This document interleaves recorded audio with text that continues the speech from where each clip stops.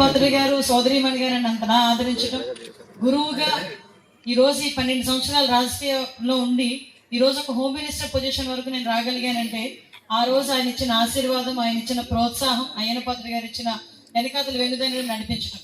ఎందుకంటే అధికారంలో ఉన్నప్పుడు ఎలా అయ్యన్న పాత్రి గారు నన్ను ప్రోత్సహించారో, అధికారంలో లేనప్పుడు దానికి 10ంతలు ప్రోత్సహించి ముందుకు నడిపించి ఈ రోజు ఈ పొజిషన్లో కూర్చోబెట్టినందుకు ప్రత్యేకంగా అయ్యన్న పాత్రి గారికి నేను ధన్యవాదాలు, నమస్కారాలు, పాదాబంధనం చేసుకుంటూ ఈరోజు సోమచ్చమ్మ ఈరోజు ఒక మంచి కార్యక్రమాలు జరిగినాయి. ఒకటి, అంబేద్కర్ గారి 135వ జయంతి సందర్భంగా మిమ్మల్ని అందరినీ కలుసుకోవటం, మీ అందరి సమక్షంలో అంబేద్కర్ గారికి ఘన నివాళులు అర్పించడం కూడా నిజంగా ఒక దళిత బిడ్డగా నాకు ఒక పూర్వజన్మ సుకృతం కింద నేను భావిస్తున్నాను. ఎందుకు ఈ మాట చెప్తున్నానంటే, అంబేద్కర్ గారు రాజ్యాంగ నిర్మాత అయితే ఆ రాజ్యాంగాన్ని సక్రమంగా నడిపించిన పొజిషన్ లో కూర్చున్న వ్యక్తి పక్కన కూర్చొని ఈ రోజు ఈ కార్యక్రమం నిర్వహించడం అనేది నిజంగా నా పూర్వజన్మ సుకృతం. హోమ్ మినిస్టర్ గా చాలా మంది చేశారు, మగవాళ్ళు కూడా చేశారు.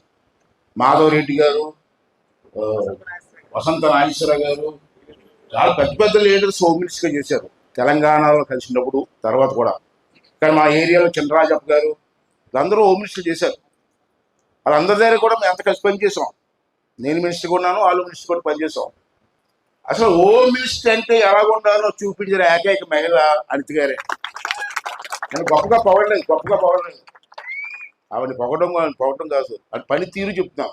కొంచెం నిర్మోహమాటంగా మాట్లాడడం, ఏదైనా చెప్తే తొందరపడి పనిచేయడం కాదు, దాని వెనకాల ఉన్న బ్యాక్గ్రౌండ్ ఏంటి, ఏం జరిగింది, ఎలా జరిగిందని చెప్పి క్షుణ్ణంగా ఆలోచించి ఒక నిర్ణయం తీసుకొని స్టెబరన్గా ఒక నిర్ణయం తీసుకుంటే మళ్ళీ వెనక ముందు లేదు, వెళ్ళిపోవడమే. ఇక్కడ ఇప్పుడే సోలార్ ఎస్సీ కాలనీకి వెళ్ళి సోలార్ ఓపెన్ చేయడానికి వెళ్ళాం. ఈవేళ అంబేద్కర్ గారి 135వ జయంతి. మనకు దేశంలో చాలా మంది లీడర్లు ఉన్నారు, నాకు తెలిసి గాంధీ గారు ఉన్నారు, సుభాష్ చంద్రబోస్ ఉన్నారు, చాలా మంది లీడర్లు ఉన్నారు. అందరూ దేశం కోసం పోరాడి ప్రాణాలు ఇచ్చిన వాళ్ళే, చిన్నోడు ఏం కాదు అందరూ. కానీ నాకు ఎందుకో అంబేద్కర్ అంటే చాలా ఇష్టం. సుభాష్ చంద్రబోస్, అల్లూరి సీతారామరాజు అందరూ ఉన్నారు, అందరూ కూడా దేశం కోసం ప్రాణాలు వదిలేశారు క్షుణ్ణంగా. అలాంటిది అంబేద్కర్ గురించి ఎందుకంటే గొప్పగా చెప్తాను నేను. అసలు ఈ వేళ మనం కాలం తెచ్చుకొని గౌరవంగా బతుకుతున్నామంటే దానికి కారణం అంబేద్కర్ గారిని చెప్పిన మాట. దేశ స్వతంత్రం కోసం చాలా మంది ప్రాణాలు ఇచ్చారు ఆ రోజుల్లో. ఈవేళ మన ఊరి కోసం మన ప్రాణం, కానీ ఆ దేశం కోసం ప్రాణాలు ఇచ్చిన మహానుభావులు. అటువంటి వాళ్ళు అంబేద్కర్ గారిని మెచ్చుకుంటే అతను రాసిన రాజ్యాంగం, చాలా మంది ఉన్నారు కంపెనీలో, అతను పేద కుటుంబం నుంచి వచ్చి చదువుకొని ఎన్నో అవమానాలు పడి ఎన్నో ఇబ్బందులు పడి మన దేశానికి ఒక రాజ్యాంగాన్ని ఇచ్చారు. 2 సంవత్సరాల్లో ఎన్ఆర్జిఎస్ గ్రాంట్ కానీ, ఆర్ఎండ్బి గ్రాంట్ కానీ, ఇరిగేషన్ గ్రాంట్ కానీ నాతవరం మండలానికి సుమారు 45 కోట్లు ఇచ్చానమ్మా. ఒక్క మండలానికి 45 కోట్లు ఇచ్చాను. నేను ఇన్నాళ్ళు బట్టి ఇప్పుడు డబ్బులు ఇవ్వలేదు.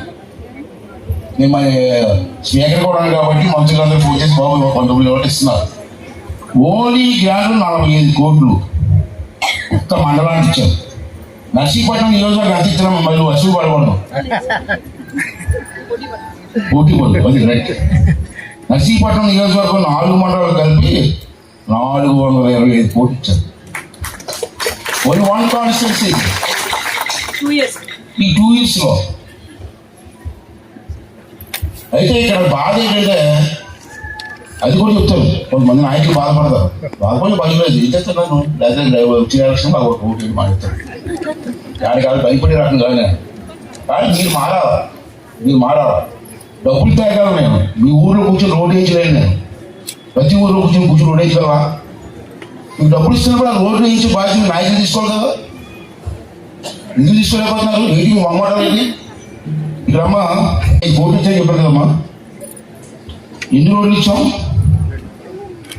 ఈ ఒక్క మండలానికి 261 రోడ్లు ఇచ్చాను. 261 రోడ్లు ఒక్క మండలంలో ఇచ్చారు. సిమెంట్ రోడ్లు కానీ మెట్ల రోడ్లు కానీ తాండవాకి రోడ్డు కావాలి బాగు ఆ రోడ్డు కానీ ఇచ్చింది ఇన్ని సంవత్సరాలైనా కొన్ని ఊరిలో రోడ్లు కూడా వేయలేదు. డబ్బు ఇచ్చిన తర్వాత కూడా రోడ్లు వేయలేదు.